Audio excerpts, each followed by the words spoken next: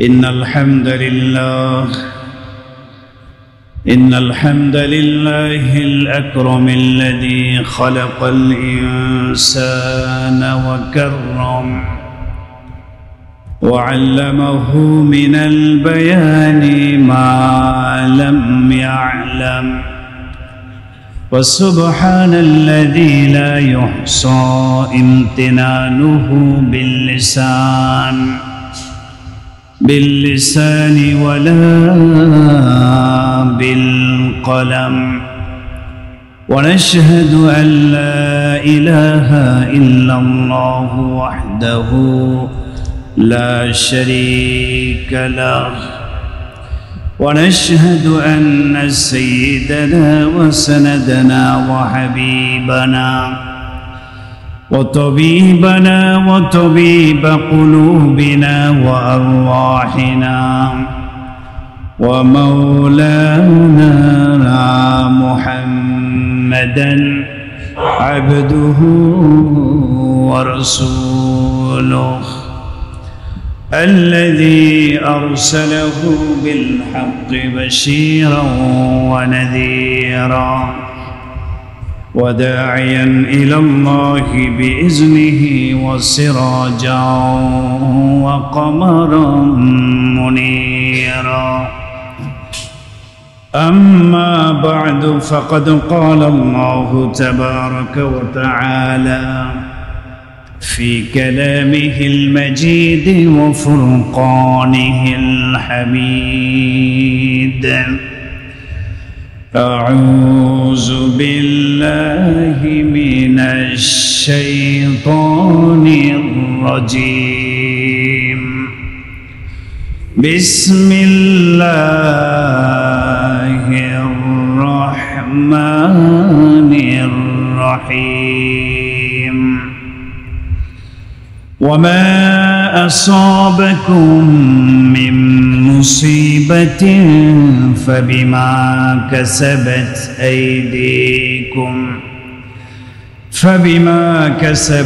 أيديكم ويعفو عن كثير. وعن سعد بن أبي وقاص رضي الله تعالى عنه أنه قال: يا رسول الله، أي الناس أشد بلاء؟ قال: الأنبياء ثم الصالحون ثم الأمثل فالأمثل. يبتلى الرجل على حسب دينه، فإن كان في دينه صلابة زيد في بلائه، وإن كان في دينه رقة خفف عنه. ولا يزال البلاء بالمؤمن حتى يمشي على الأرض وليس عليه خطيئة. رواه الترمذي، أو كما قال النبي صلى الله عليه وسلم. درود إبراهيم قولي: اللهم صل على محمد وعلى آل محمد كما صليت على إبراهيم وعلى آل إبراهيم إنك حميد مجيد. اللهم بارك على محمد وعلى آل محمد كما باركت على إبراهيم وعلى آل إبراهيم إنك حميد مجيد. আলহামদুলিল্লাহ সুম্মা আলহামদুলিল্লাহ। সমস্ত প্রশংসা, সমস্ত শুকরিয়া মহান রব্বুল ইজ্জতের আলিশান দরবারে, যেই মহান আল্লাহ সুবহানাহু ওয়া তাআলা দয়া করে মায়া করে সুস্থতার নিয়ামত আমাদেরকে দান করেছেন, দুনিয়ার সমস্ত ঝামেলা থেকে ফারেক করে মুহররম মাসের শেষ জুমায় সালাতুল জুমা আদায়ের লক্ষ্যে পৃথিবীর সর্বশ্রেষ্ঠ জায়গা, পবিত্রতম স্থান আল্লাহর ঘর মসজিদে আসার বসার মতো তৌফিক দান করেছেন। আমরা সকলেই সেই মহান মুনিবের দরবারে হৃদয়ের সবটুকু ভালোবাসা উজাড় করে দিয়ে কালিমাতুশ শুকর ও সাজুদ আদায় করে নিচ্ছি। সবাই বলে আলহামদুলিল্লাহ। মুহতারাম হাজিরিন, মহান আল্লাহ সুবহানাহু ওয়া তাআলা অত্যন্ত দয়া করে মায়া করে মানুষ সৃষ্টি করেছেন এবং মানুষ সৃষ্টি করে পৃথিবীতে পাঠিয়েছেন। মা যেমন তার সন্তানকে সবচেয়ে বেশি ভালোবাসে, মোহাব্বত করে, প্যারা নবী রাসূল আরবি সাল্লাল্লাহু আলাইহি ওয়াসাল্লাম বলেন, আল্লাহু আরহামু বিইবাদিহি মিনাল ওয়ালিদাতি বিওয়ালাদিহা। নবীজি বলেন, মা যেমন তার সন্তানকে মোহাব্বত করে ভালোবাসে, মায়ের ভালোবাসা সন্তানের উপরে যেমন তার চেয়েও বেশি আল্লাহ তার বান্দাবান্দীদেরকে ভালোবাসেন। সুবহানাল্লাহ। বড় ভালোবেসে মোহাব্বত করে শ্রেষ্ঠ মাখলুকাত হিসেবে আল্লাহ তাআলা মানুষ সৃষ্টি করে পৃথিবীতে পাঠিয়েছেন। এই পৃথিবীতে আল্লাহ তাআলা আমাদেরকে পাঠানোর পরে মোহাব্বতের এই বান্দাবান্দীদেরকে দুনিয়ার জীবনে আল্লাহ তাআলা মাঝে মাঝে কিছু বিপদ আপদ মুসিবতে ফেলায় দেন। মোহাব্বত ঠিক আছে, আল্লাহ ভালোবাসেন, সব ঠিক আছে। ভালোবাসার বান্দাবান্দীদেরকে আল্লাহ রব্বুল আলামিন মাঝে মাঝে বিপদ আপদ মুসিবতে আক্রান্ত করে ফেলেন। এমন এমন মুসিবত আমাদের জীবনে মাঝে মাঝে আসে, যেই বিপদ আপদ মুসিবতে আক্রান্ত হওয়ার পরে ধৈর্যের বাঁধটুকুও ভেঙে যায়, ধৈর্য ধারণ করতেও পারে না। অনেকে বিপদে মুসিবতে আক্রান্ত হয়ে কান্না করে, চোখ দিয়ে অশ্রু প্রবাহিত করে ধৈর্য ধারণ করার সামর্থ্যটুকুও হারিয়ে ফেলে। আল্লাহ তাআলা এই বিপদ আপদ মাঝে মাঝে আমাদেরকে দেন। আপনারা লক্ষ্য করেছেন সাম্প্রতিক সময়ে বিমান বিধ্বস্ত হওয়ার ঘটনা, সামাজিক যোগাযোগ মাধ্যম সহ পত্রিকার মাধ্যমে আপনারা বিষয়টা লক্ষ্য করেছেন, দেখেছেন। মাইলস্টোন স্কুল অ্যান্ড কলেজের নিষ্পাপ ছোট ছোট মাসুম বাচ্চারা কিভাবে আগুনে পুড়ে নিষ্পেষিত হয়ে, দগ্ধ হয়ে কিভাবে নিহত হয়েছে। বাবা মার সামনে সন্তানদের, নিষ্পাপ বাচ্চাদের এই পুড়ে যাওয়া দেহ কতটা হৃদয় বিদারক, মর্মান্তিক। যার বাচ্চা এরকমভাবে আগুনে পুড়ে গেছে সে বোঝে এটার কষ্ট কি পরিমাণ, এই বিপদে সবর করা কত বড় কষ্টের সে বোঝে।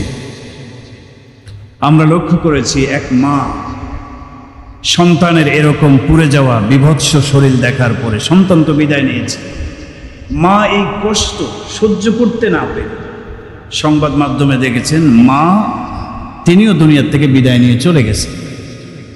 সন্তানের শোকে ধৈর্য ধারণ করতে পারেন নাই, এত বড় কষ্ট। অনেক বাবা, অনেক মা কষ্ট পেয়েছেন। এরকম ঘটনা মাঝে মাঝে আমাদের জীবনে আসে। অ্যাক্সিডেন্ট, দুর্ঘটনা, বিপদ আপদে আক্রান্ত হয়ে পড়ি, চোখ দিয়ে শুধু অশ্রু ঝরে। অনেকেই বিপদের সময়ে ধৈর্য ধারণ করতে না পেরে অভিযোগের তীর আল্লাহ পাকের দিকে ছুঁড়ে মারি যে আল্লাহকে আমাকে দেখে না, এত বিপদ এত মুসিবত আমাকে গ্রাস করে নিয়েছে, আমি নামাজ পড়ি, রোজা রাখি, নেক আমল তো করি, তারপরও বিপদ আপদ যেন পিছু ছাড়ে না, এরকম অভিযোগ আমরা আরোপ করি। কি বলেন, ঠিক কি ঠিক না? তো আমাদের কথা হচ্ছে যে আল্লাহ তো মোহাব্বত করে মানুষ সৃষ্টি করলেন। মা যেমন তার সন্তানকে ভালোবাসে তার চেয়ে তো বেশি ভালোবাসেন আল্লাহ। তো মাঝে মাঝে এরকম বিপদ দিয়ে আমাদেরকে কষ্টে ফেলায় দেন কেন? বিপদ আপদ মুসিবত কেন আসে, এর কারণ কি? এবং বিপদ আসলে একজন মুমিন বিপদে তার জন্য করণীয় কি, বিপদ আসার আগে করণীয় কি, বিপদ আসার পরে করণীয় কি, বিপদ চলে গেলে করণীয় কি, কোরআন এবং হাদিসের দিক নির্দেশনা কি, এ বিষয়গুলো নিয়ে আজকের আলোচনা। আজকে শেষ করা সম্ভব হবে না, 2-1 জুমা লেগে যাবে, সমস্যা নেই। তো রবিউল আউয়াল মাস আসার আগ পর্যন্ত এই বিষয়টাকে একটু লম্বা করতে চাই। বিপদ আপদ আমাদের জীবনের অবিচ্ছেদ্য অংশ, এর থেকে কেউ রেহাই পাবো না। কি বলেন, ঠিক না? বিভিন্ন সময় বিপদ আপদ মুসিবত আসেই। তো বিপদ আপদ আসার আগে করণীয় কি, আসলে করণীয় কি, চলে গেলে করণীয় কি, কোরআন হাদিস আমাদের সুন্দর একটা দিক নির্দেশনা এক্ষেত্রে দিয়েছে। এগুলি জানতে হবে এবং সেগুলির উপরে একজন মুমিনকে অবশ্যই আমল করতে হবে। সর্বপ্রথম আমরা আলোচনা করতে চাই যে বিপদ আপদ কেন আসে। মোহাব্বত করেই তো আল্লাহ মানুষ বানিয়েছেন। হ্যাঁ, লাকাদ খালাকনাল ইনসানা ফি আহসানি তাকওয়িম। কত মোহাব্বতের কথা আল্লাহ বলছেন যে আমি অবশ্যই মানুষকে সৃষ্টি করেছি উত্তম গঠনে, উত্তম অবয়ব দিয়ে। সুবহানাল্লাহ বলেন। এত সুন্দর করে মানুষ বানিয়ে আল্লাহ বিপদে ফেলান। বিপদ আপদ আমাদের উপরে যে আসে, কেন আসে? কোরআন এবং হাদিস যদি আমরা তালাশ করি তাহলে দেখব বিপদ আসার মৌলিক কারণ হচ্ছে 2টা। কয়টা কারণ বলেন? সবাই বলেন না, কয় কারণে বিপদ আসে? 2 কারণে আমাদের উপরে বিপদ আসে। নাম্বার 1, আল মাসিয়াতু ওয়াজ যুনুব। বিপদ আসার অন্যতম কারণ হচ্ছে আমাদের কৃতকর্ম, গুনাহ, আমাদের নাফরমানি, পাপাচার বেশি হয়ে যাওয়ার কারণে, পাপের কারণে, গুনার কারণে আল্লাহ তাআলা আমাদেরকে বিপদের মধ্যে গ্রেফতার করে ফেলেন। আরেকটা কারণ হলো আল ইবতিলাউ মিনাল্লাহ। একজন মানুষ গুনাহ থেকে বেঁচে থাকার চেষ্টা করে, মুত্তাকি, মুমিন, খাঁটি মুমিন, এরপরও তার উপরে বিপদ আসে। কেন আসে? গুনার কারণে তো না, তার গুনাহই নেই। কেন আসে? আল ইবতিলাউ মিনাল্লাহ। দ্বিতীয় কারণ, বিপদ আসার দ্বিতীয় কারণ আল্লাহ পাকের পক্ষ থেকে একটা পরীক্ষা নেওয়ার জন্য আল্লাহ বিপদ দিয়ে দেন। পরীক্ষা করবেন আল্লাহ। এখন মুমিন সে যদি এই পরীক্ষায় পাশ করে তার মর্যাদাকে বিপদ দিয়ে আল্লাহ আরো বাড়ায় দেন। সুবহানাল্লাহ। তাহলে 2টা কারণ পাইলাম, তাই না? গুনার কারণে আল্লাহ তাআলা অ্যাটাক করেন বিপদ দিয়ে। গুনাহ ছাড়াও পরীক্ষা করার জন্য আল্লাহ তাআলা মাঝে মাঝে মুমিনদেরকে কি দেন? বিপদ আপদ, মুসিবত, রোগ ব্যাধি, রোগ শোক এগুলি দিয়ে দেন। গুনার কারণে বিপদ আসে। কোরআনে কারিমের কয়েকটা দলিল আপনাদের সামনে পেশ করি।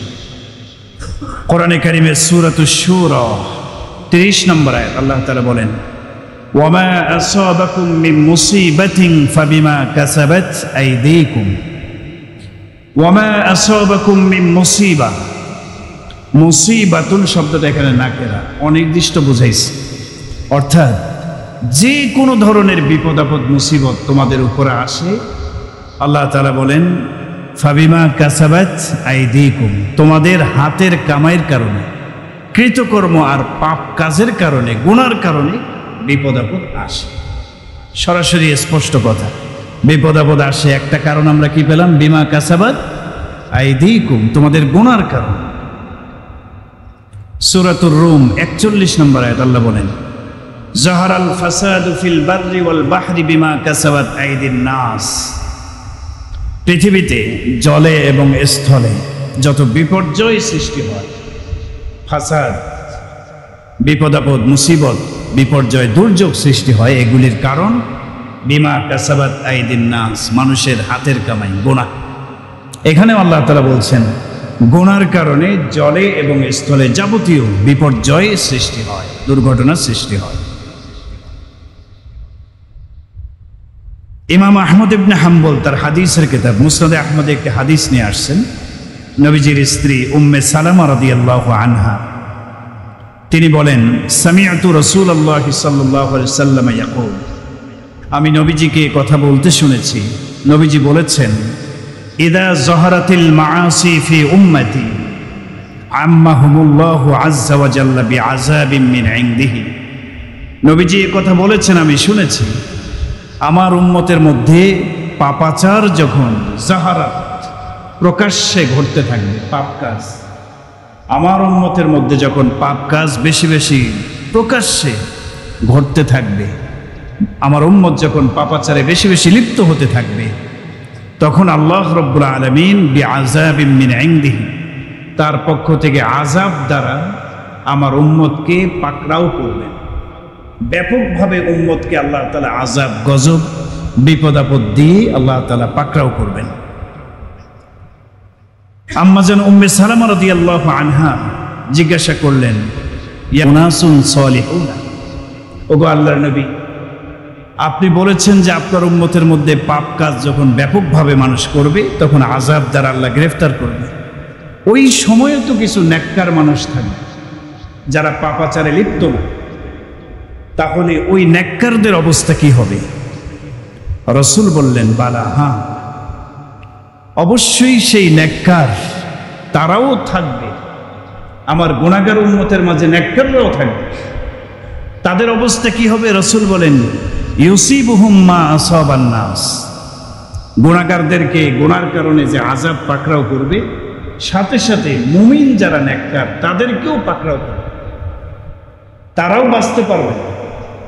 উম্মতের গুনাহ ব্যাপক হয়ে যাওয়ার কারণে ব্যাপকভাবে আল্লাহ যখন আযাব দিবেন তখন দুই একজন মুমিন যারা আছে তারাও আযাবের মধ্যে গ্রেফতার হয়ে যাবে।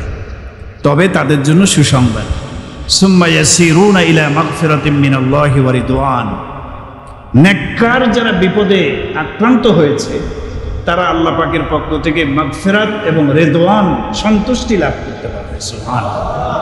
অর্থাৎ আল্লাহ এই ওসিলায় তাদেরকে মাফ করে দিবেন এবং আল্লাহ তাদের ধৈর্যের বিনিময়ে আল্লাহ তাদেরকে অগণিত পুরস্কার দান করবেন। সুবহানাল্লাহ। বিপদে যারা সবর করবে। তো এই হাদিস দ্বারাও বোঝা গেল, ইদা জাহারাতিল মাআসি ফি উম্মতি আম্মাহুমুল্লাহু বিআযাবিন মিন ইনদিহি, উম্মতের মাঝে যখন গুনাহ বেশি হয়ে যাবে, গুনার কারণে আল্লাহ তাআলা ব্যাপকভাবে আযাব দেবেন, বিপদ আপদ মুসিবত দিয়ে দেবেন। তো এই আয়াত এবং হাদিসকে সামনে রাখলে স্পষ্টভাবে বোঝা যায় বিপদ আপদ আসার একটা কারণ আমরা পেলাম কি? গুনাহ। আমাদের নাফরমানির কারণে বিপদ আসে। এবার আসেন, নাফরমানি ছাড়াও বিপদ আসতে পারে।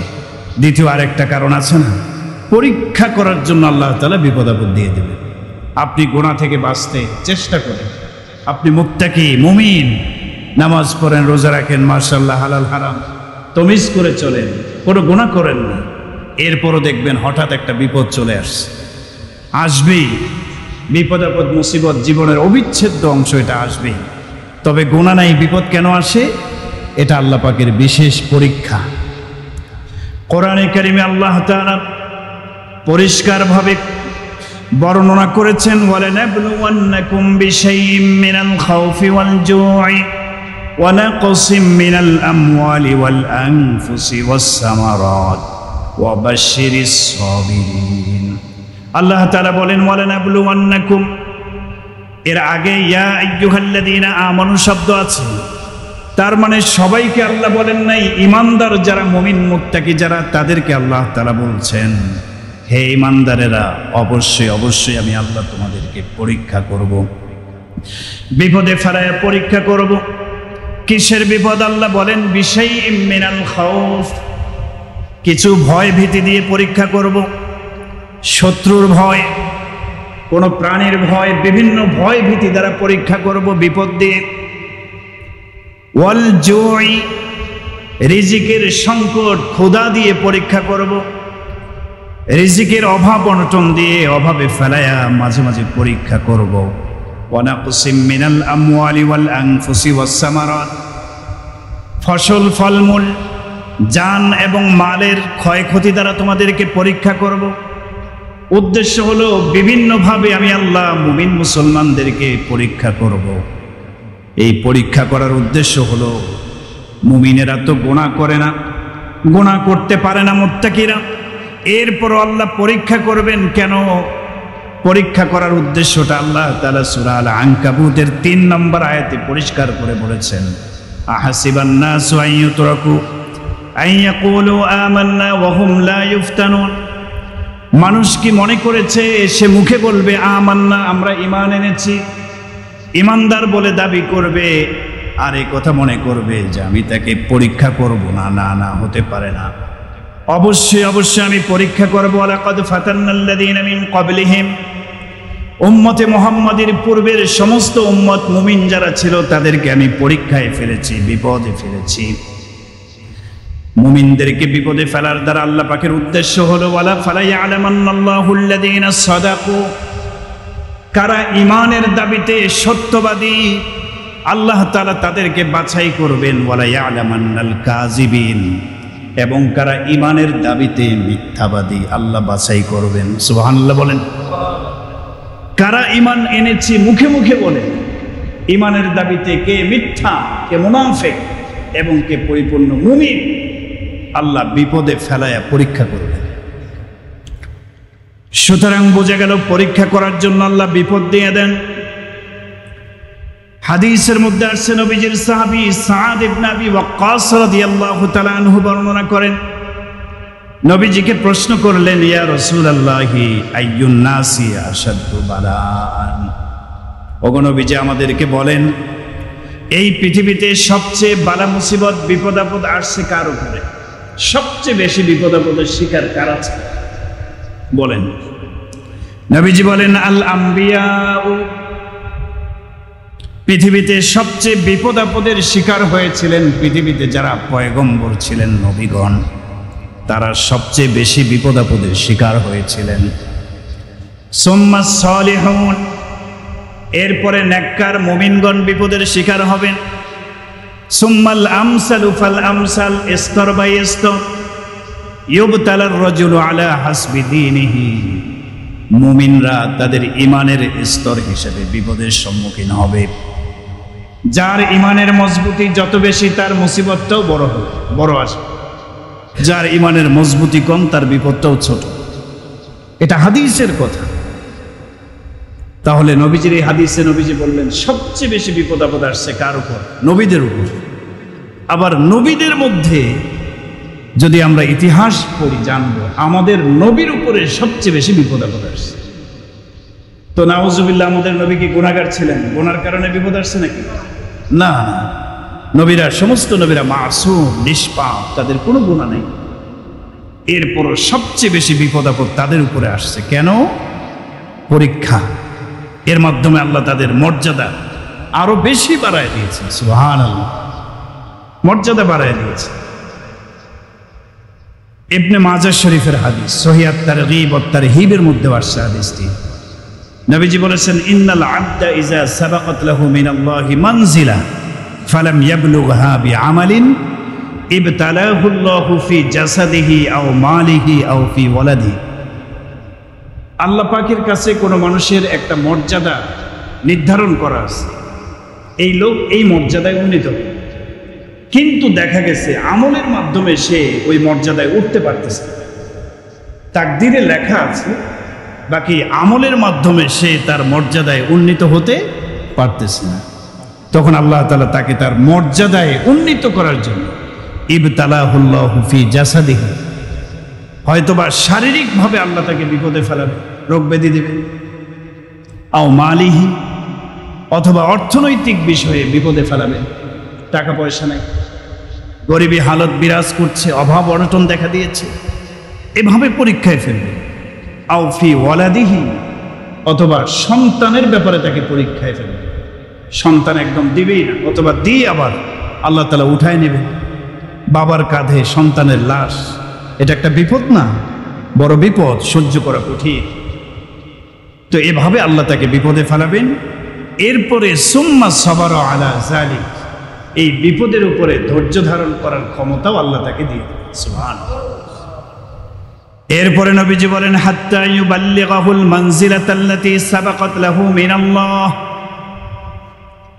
নেক আমলের মাধ্যমে সে তার ওই মর্যাদায় উন্নীত হতে পারে নাই, আল্লাহ রাব্বুল আলামিন এই বিপদের মাধ্যমে তাকে তার মর্যাদার স্তরে উন্নীত করে দেবেন। এই বিপদ দিয়ে, ধৈর্যের তৌফিক দিয়ে আল্লাহ ধৈর্যের পুরস্কার হিসেবে তাকে ওই মর্যাদাকে আরো বাড়ায়া মর্যাদার স্তরে আল্লাহ পৌঁছায়। সুবহানাল্লাহ। তাহলে বোঝা গেল বিপদ আপদ শুধু গুনার কারণেই আসে না, আমাদের মর্যাদা বাড়িয়ে দেওয়ার জন্য, পরীক্ষা করার জন্য মাঝে মাঝে বিপদ আপদ আসে। কয় কারণ পেলাম বলেন? বিপদ আপদ আসার কয় কারণ? দুই কারণ। গুনার কারণেও আসে, আবার গুনাহ নাই তারপরও আসে। কেন? আল্লাহ পাক পরীক্ষা করবেন। বিপদে পড়ে আমি আল্লাহ পাককে ভুলে যাই, আল্লাহর দিন ধর্ম সব ছেড়ে দেই, নাকি বিপদে পড়ে আল্লাহর স্মরণ ইবাদতের প্রতি আগ্রহ জজবা আরো বেশি বৃদ্ধি পায়? কোনটা? এটা আল্লাহ পরীক্ষা করবেন, এজন্য বিপদ আপদ দিয়ে দেন। তো এই জন্য আপনার উপরে আমার উপরে যে বিপদটা আসছে, এটা কিভাবে বুঝবো আমি যে এটা গুনার কারণে আসছে নাকি আমার মর্যাদা বাড়ানোর জন্য, পরীক্ষা করার জন্য আল্লাহ দিয়েছে? বোঝার সহজ উপায় হল, গুনাহে লিপ্ত থাকা অবস্থায় যদি কোনো বিপদ আসে, বুঝতে হবে এই বিপদ আসছে কেন? গুনার কারণে। গুনাহ থেকে আমি বাঁচতে পারতেছি না, সুদ ঘুষ জুলুম নির্যাতন রাহাজানি ছিনতাই জুয়া যাবতীয় গুনার সাথে আমি সম্পৃক্ত আছি, ছাড়তে পারি না, গুনাহ থেকে দূরে সরে আসতে পারতেছি না, আল্লাহ বিপদ দিয়েছেন। বুঝতে হবে গুনাহে লিপ্ত যেহেতু আমি আছি, আমার এই বিপদটা গুনার কারণে আসছে। সাবধান হওয়া উচিত। গুনাহে লিপ্ত থাকা অবস্থায় ছোট কোনো বিপদ আসলেও সাবধানতা অবলম্বন করা উচিত যে আল্লাহ আমাকে সতর্ক করার জন্য বিপদটা দিয়েছেন, আমি যেন গুনাহ থেকে দূরে সরে আসি। যদি আপনি দূরে সরে না আসেন, হয়তোবা এরপরে যে বিপদটা আসবে আরো কঠিন বিপদ, আরো কঠিন বিপদ আসবে, গুনার কারণে আসবে, আপনাকে ধ্বংস করে ছাড়বে। এই গুনাহ আপনাকে ধ্বংস করে ছাড়বে। আর যদি নেক কাজরত থাকা অবস্থায় ইমানদার মুত্তাকি পরহেজগারিতার গুণে গুণান্বিত হয়েছি, গুনাহ থেকে সবসময় আমি বিরত থাকি, এই অবস্থায় যদি বিপদ আসে, বুঝতে হবে আমার মর্যাদা আল্লাহ তাআলা এর মাধ্যমে বাড়াবেন, আমাকে আরো বেশি সবর এবং তাওয়াক্কুল করতে হবে, সবর করতে হবে, আল্লাহ মর্যাদা বাড়াবেন। গুনাহ নাই, এরপরও বিপদ দিয়েছেন পরীক্ষা করার জন্য, আমার মর্যাদা বাড়িয়ে দেওয়ার জন্য। সম্মানিত ভাইরা, তাহলে বিপদ আসার কারণ দুইটি আমরা পেলাম। আমাদের উচিত গুনার কাজগুলি ছেড়ে দেওয়া, যেই সমস্ত কাজে আল্লাহর নাফরমানি হয় এই কাজগুলো ছেড়ে দেওয়া, যেই সমস্ত কাজে আল্লাহ পাক খুশি হয় এই কাজগুলো বেশি বেশি করা। গুনার কারণে যে মুসিবত আসে এটা খুব খারাপ, এটা ভালো কোনো জিনিস না, ভালো কিছুর আলামত না। পরীক্ষা করার জন্য যে বিপদটা আসে, নিশ্চিত আপনি এতে ধ্বংস হবেন না, বাকি সবর করলে আপনার মর্যাদা আল্লাহ তাআলা বাড়ায় দেবে। এজন্য তিনটা জিনিস লক্ষণীয় আমাদের সবসময় মাথায় রাখতে হবে। যেহেতু বিপদ আপদ এগুলি আমাদের পিছু লেগেই থাকে, হয় গুনার কারণে আসে, না হয় পরীক্ষা করার জন্য আল্লাহ দেন, অবিচ্ছেদ্য অংশ, এটা থেকে বাঁচার কোনো উপায় নেই। সবার জীবনে পারিবারিকভাবে সামাজিকভাবে বিভিন্নভাবে ঝামেলা বিপদ আপদের শিকার অনেকেই, এটা থাকবেই, এর মাধ্যমে আমাদের জীবনযাপনও করতে হবে। বাকি তিনটা জিনিস অবশ্যই মাথায় রাখতে হবে। কোরআন এবং হাদিস আমাদেরকে যে নির্দেশনা দেয়, তিনটা বিষয়ে দিক নির্দেশনা দেওয়া হয়েছে। বিপদ আপদ আসার আগে কিছু করণীয় আমাদের আছে। বলেন, বিপদ আপদ আসার আগে কি আছে? কিছু করণীয় আমাদের রয়েছে। এরপরও যদি বিপদ আসে, বিপদ আসলে বিপদগ্রস্ত অবস্থায় কিছু আমল আছে। বিপদ আসার আগে কিছু করণীয়, বিপদ আসলে পরে বিপদ চলমান অবস্থায় কিছু আমল আছে, দিক নির্দেশনা ইসলামের আছে, এগুলোও ফলো করতে হবে। নাম্বার 3, বিপদ চলে গেছে, আযাব গজব আসছে, চলে গেছে, চলে যাওয়ার পরও কিছু দিক নির্দেশনা ইসলামের আছে। তাহলে কয়টা জিনিস হলো বলেন? আরে সবাই বলেন না কয়টা? 3টা জিনিস। বিপদ আসার আগে করণীয় কি আমরা কোরআন হাদিস থেকে জানব। বিপদ আসলে পরে আমাদের করণীয় কি কোরআন এবং হাদিস থেকে জানব। বিপদ চলে গেছে, এখন আমি কি আবার নাফরমানি শুরু করে দেব? আমাদের করণীয় কি? বিপদ চলে গেছে, আল্লাহ দিয়েছেন, আবার উঠে নিয়েছেন, মুক্তি দিয়েছেন, এরপরে আমাদের করণীয় কোরআন হাদিস আমাদেরকে অনেক কিছু বলে। তাহলে 3টা বিষয় আমাদের আলোচনা ধারাবাহিকভাবে শুরু হবে। আজকে আমরা আলোচনা করতে চাই বিপদ আসার আগে একজন মুমিন কিভাবে চলবে, ইসলাম কিভাবে তাকে চলতে বলেছে, এই নির্দেশনাটা কি আমরা একটু ফলো করব কোরআন হাদিস থেকে। 1 নম্বর কথা হলো, বিপদ আসার আগে যখন আমরা বিপদ মুক্ত থাকি, স্বাভাবিক থাকি, সুস্থ থাকি, বিপদ মুক্ত থাকি, আমাদের 10টা বিষয় করণীয় আছে। কয়টা বিষয় বলেন? আরে সবাই বলেন কয়টা বিষয়? 10টা জিনিস করণীয়, কোরআন এবং হাদিস আমাদেরকে নির্দেশনা দিচ্ছে। 1 নম্বর, স্বাভাবিক সুস্থ থাকা অবস্থায়, বিপদ মুক্ত থাকা অবস্থায় বেশি বেশি আল্লাহ পাকের নেয়ামতের শুকরিয়া আদায় করতে হবে। শুকরিয়া আদায় করতে হবে। যদি আপনি আল্লাহ পাকের দেয়া নেয়ামতের শুকরিয়া আদায় করতে পারেন, তাহলে আল্লাহ তাআলা এই নেয়ামতগুলো বাড়ায় দেবেন, নেয়ামত ছিনায় নিয়ে আপনাকে বিপদে ফেলাবেন না। নেয়ামতের শুকরিয়া আদায় করা মানে কি? তিনটা জিনিসের নাম হলো নেয়ামতের শুকরিয়া আদায়।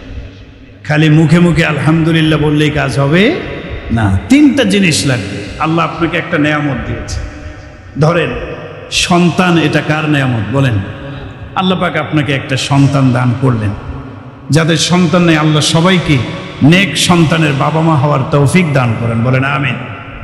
অনেক বড় একটা নেয়ামত সন্তান। এখন এই নেয়ামতের শুকরিয়া আদায় করতে হবে আপনাকে আমাকে। কিভাবে করব? তিনটা কাজের মাধ্যমে শুকরিয়া আদায়। এক, এই নেয়ামতের ব্যাপারে একটু উপলব্ধি করা এবং আল্লাহ পাকের কাছে নেয়ামতের স্বীকারোক্তি দেয়া মনে মনে। কিভাবে সেটা? আপনাকে এটা মনে রাখতে হবে, কত মানুষ আছে দুনিয়াতে যাদের সন্তানাদি নাই, বঞ্চিত রাখছেন আল্লাহ তাআলা। তো আপনাকে আল্লাহ দিয়েছেন, এটা আপনার কোনো যোগ্যতার কারণে না, স্বয়ং এটা আল্লাহ পাকের দান। আল্লাহ দিয়েছেন বিধায় আপনি বাবা হয়েছেন। আল্লাহ যদি না দিতেন তাহলে আপনি হতে পারতেন না। উপলব্ধি করা, অন্তরে নেয়ামতটাকে নিয়ে একটু চিন্তা করা যে এটা আল্লাহ পাকের স্রেফ দান। যে কোনো নেয়ামত হোক, এটাকে নিয়ে একটু ভাববেন যে এটা আল্লাহ আমাকে দিয়েছেন, আল্লাহ না দিলে আমি পেতাম না। এটা হলো কলবি শুকরিয়া, অন্তর থেকে আল্লাহর নেয়ামতের স্বীকারোক্তি দেওয়া।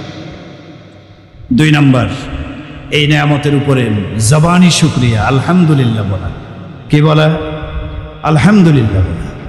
3 নম্বর, শুকরিয়া আদায় করার অন্যতম একটা পার্ট হচ্ছে এই নেয়ামতকে কাজে লাগানো, নেয়ামতের কদরদানি করা, না শুকরিয়া না করা, এবং এই নেয়ামতকে সঠিক উপায়ে কাজে লাগানো।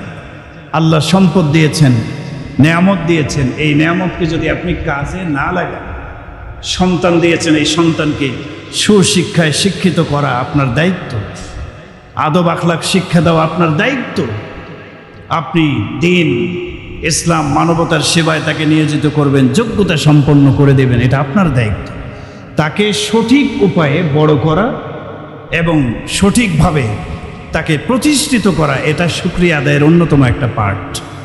তাহলে প্রত্যেকটা নেয়ামতের শুকরিয়া আদায় করব কয়ভাবে? 3 ভাবে। অন্তরের শুকরিয়া, উপলব্ধি করা যেটা আল্লাহর নেয়ামত, মুখে শুকরিয়া আলহামদুলিল্লাহ, আর নেয়ামতকে কার্যত পরিণত করা, সঠিক কাজে ব্যবহার করা।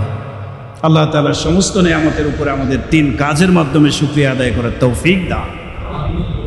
এই যে শুকরিয়া, আপনি যদি বিপদ আসার আগে প্রত্যেকটা নেয়ামতের শুকরিয়া আদায় করেন, লাভ হবে কি? আল্লাহ তাআলা কোরআনে বলছেন, সূরা নিসা 147 নম্বর আয়াত, আল্লাহ তাআলা প্রশ্ন আকারে কথাটা উপস্থাপন করছেন যে মা ইয়াফআলুল্লাহু বিআযাবিকুম, তোমাদেরকে শাস্তি দিয়ে আল্লাহ কি করবেন?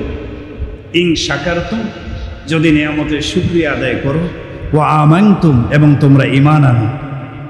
তাহলে আল্লাহ তোমাদেরকে আযাব দিয়ে বিপদে ফেলে আল্লাহর কি লাভ?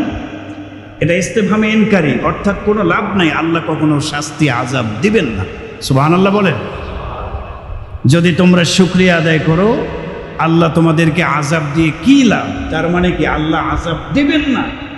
নেয়ামতের শুকরিয়া আদায় করলে বিপদে ফেলাবেন না। এজন্য নেয়ামতের শুকরিয়া আদায় করা দরকার আছে না নাই? 2 নম্বর করণীয়, আল্লাহ এবং আল্লাহর রসুলের নাফরমানি না করা চেষ্টা করতে হবে। বিপদ আপদ থেকে মুক্ত আছি, সুস্থ আছি, স্বাভাবিক হালতে আছি, কোনো কাজে যেন আল্লাহর নাফরমানিমূলক কাজ আমার দ্বারা প্রকাশিত না হয়। আল্লাহ এবং আল্লাহ রসুলের নাফরমানিমূলক কাজে যেন আমি শরিক না থাকি। লাভ হবে কি? আল্লাহ কোরআনে বলেছেন, ফালিয়াহজারিল্লাযীনা ইউখালিফুনা আন আমরিহি আন তুসিবাহুম ফিতনাতুন আও ইউসিবাহুম আযাবুন আলীম। আল্লাহ সাবধান করে দিচ্ছেন, আল্লাযীনা ইউখালিফুনা আন আমরিহি, যারা আল্লাহ এবং আল্লাহ রসুলের বিধান লঙ্ঘন করে, বিরোধিতা করে, মুখালাফাত করে, নাফরমানি করে। সহজ অর্থ, যারা আল্লাহ এবং আল্লাহ রসুলের কি করে বলেন? নাফরমানি করে। ফালইয়াহজার, তারা যেন সতর্ক থাকে, সাবধান হয়ে থাকে। আন তুসিবাহুম ফিতনাতুন, যে কোনো ধরনের বিপদ তাদের কাছে আসতে পারে। নাফরমানির কারণে যে কোনো বিপদ তাদের কাছে আসতে পারে। আও ইউসিবাহুম আযাবুন আলীম, অথবা তাদেরকে স্পর্শ করবে কঠিন শাস্তি, কঠিন বিপদ আপদ তাদের উপরে আসবে। সতর্ক যেন থাকে যারা আল্লাহর নাফরমানি করে। তো অতএব বিপদ থেকে মুক্ত স্বাভাবিক আছি, আল্লাহর নাফরমানিমূলক কোনো কাজ করা যাবে। আল্লাহ তাআলা আমাদের সবাইকে তার নাফরমানি থেকে হেফাজত করুন, বলেন আমিন। কোনো কারণে আল্লাহর নাফরমানি যদি হয়ে যায়, সাথে সাথে তওবা ইস্তেগফারের মাধ্যমে আল্লাহ পাকের কাছে মাফ চাওয়া, যে আল্লাহ আমার ইচ্ছাই হোক অনিচ্ছাই হোক ভুলে হোক আমার দ্বারা এই নাফরমানিটা হয়ে গেছে, আপনি আমাকে মাফ করে দেন। তওবা করবেন, তওবা করবেন। লাভ হবে কি? তওবা করলে আল্লাহ তাআলা আপনাকে মাফ করে দেবেন, এই গুনার কারণে আর আপনাকে আযাবে গ্রেফতার করবেন না। কোরআনে আল্লাহ তাআলা সুসংবাদ দিয়েছেন। আল্লাহ বলেছেন, ওয়ামা কানাল্লাহু মুআযযিবাহুম ওয়া হুম ইস্তাগফিরুন। কোন জনপদের মানুষ যখন ইস্তেগফার করে, আল্লাহ পাকের কাছে মাপ চায়, কৃত গুনার কারণে লজ্জিত অনুতপ্ত হয়ে মাপ চায়, আল্লাহ তাআলা ওই জনপদকে, জনপদবাসীকে কখনো আযাব দিয়ে ধ্বংস করবেন না। সুবহানাল্লাহ বলেন না। ওয়ামা কানাল্লাহু লিউআযযিবাহুম ওয়া হুম ইস্তাগফিরুন। মুআযযিবাহুম ওয়া হুম ইস্তাগফিরুন। ইস্তেগফারের কারণে আল্লাহ আযাব দূর করে দেবেন। 4 নম্বর কাজ হচ্ছে, করণীয় হচ্ছে, কিছু কাজ আছে যেগুলা বিপদ ডেকে আনে। এমন কিছু নাফরমানি আছে, কোরআন এবং হাদিসে স্পষ্ট বলা আছে, এই নাফরমানিতে লিপ্ত ব্যক্তি যারা, নিশ্চিত তাদের উপর বিপদ আসবেই। বিপদ যে কোনো সময় তাকে অ্যাটাক করবে। বিপদ ডেকে আনে এমন কাজ থেকে আমাকে আপনাকে সাবধানতা অবলম্বন করে চলতে হবে। ওই রকম নাফরমানি যেন আমরা না করি। এ বিষয়ে বিস্তারিত আগামী জুমায় আলোচনা হবে, তবে দুই একটা না বললেই নয়। কোরআনে কারিমে আল্লাহ তাআলা একটা আয়াত বলেছেন, তিলকাল কুরা আহলাকনাহুম লাম্মা যালামু। আল্লাহ বলেন, ওই জনপদবাসীদেরকে আমি ধ্বংস করে দিয়েছি। তাদের অন্যায় কি ছিল? আল্লাহ বলেন, লাম্মা যালামু, যখন তারা জুলুম করলো। ক্ষমতাশীলরা নিরীহ দুর্বলদের উপরে যখন জুলুম করেছে, এই জুলুমের কারণে ওই জনপদকে আমি ধ্বংস করে দিয়েছি। নাউযুবিল্লাহ। তো এই আয়াত দ্বারা বোঝা যায় জুলুম এমন একটা পাপ কাজ, যে জুলুম আযাব ডেকে আনে। কি ডেকে আনে বলেন না? সমস্ত ধরনের জুলুম বর্জন করতে হবে। জুলুম ভয়াবহ মারাত্মক একটা গুনাহ, পাপ কাজ। এই জুলুমের শাস্তি দুনিয়াতে অবধারিত, অনিবার্য। এটা আসবেই আসবে, এটা থেকে মিস হবে না। গুলি মিস হতে পারে, জুলুমের আযাব যে দুনিয়াতে সে পাবে এটা কখনো মিস হবে? আল্লাহ কোরআনে বলেছেন, ওয়ালা তাহসাবান্নাল্লাহা গাফিলান আম্মা ইয়ামালুজ জালিমুন।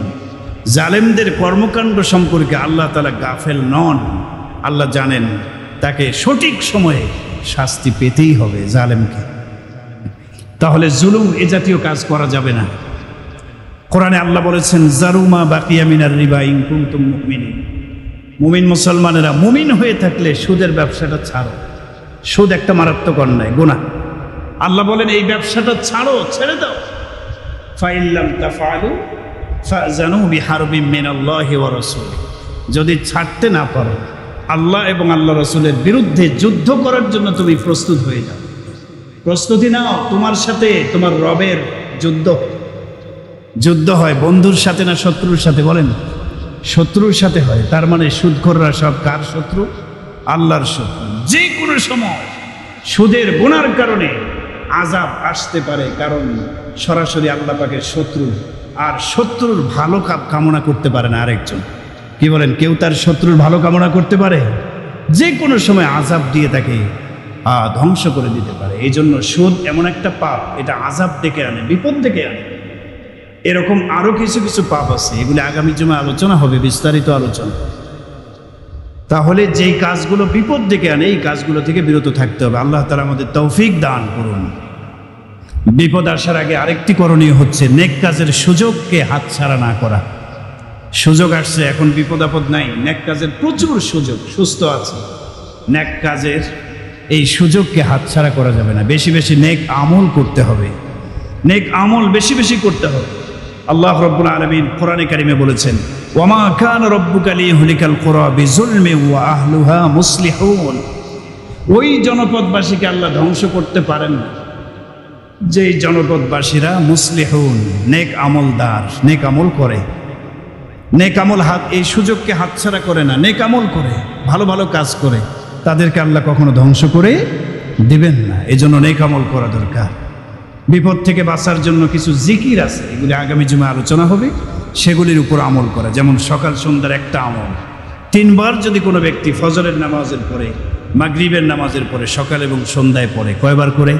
3 বার। বিসমিল্লাহিল্লাযী লা ইয়াদুররু মা ইসমিহি শাইউন ফিল আরদি ওয়ালা ফিস সামাই ওয়া হুয়াস সামিউল আলীম। এই দোয়াটা, জিকিরটা কয়বার পড়ে? 3 বার, সকাল সন্ধ্যায়। আল্লাহ তাকে সমস্ত অনিষ্টতা থেকে, জিন মানুষ সকলের খারাপি, বিপদ আপদ, অনিষ্টতা থেকে আল্লাহ তাআলা তাকে হেফাজত করবেন। সুবহানাল্লাহ, হেফাজত করবেন। তো এরকম বিপদ থেকে মুক্তি লাভের কিছু আমল আছে, এগুলি বিপদ আসার আগে বেশি বেশি আমলগুলো আমাদের করতে হবে। আল্লাহ তৌফিক দান করুন। 8 নম্বর, দোয়ার ইহতেমাম করা। বিপদ আসার আগে বেশি বেশি দোয়া করা, আল্লাহ যেন এই বিপদের হাত থেকে আমাদেরকে হেফাজত করেন।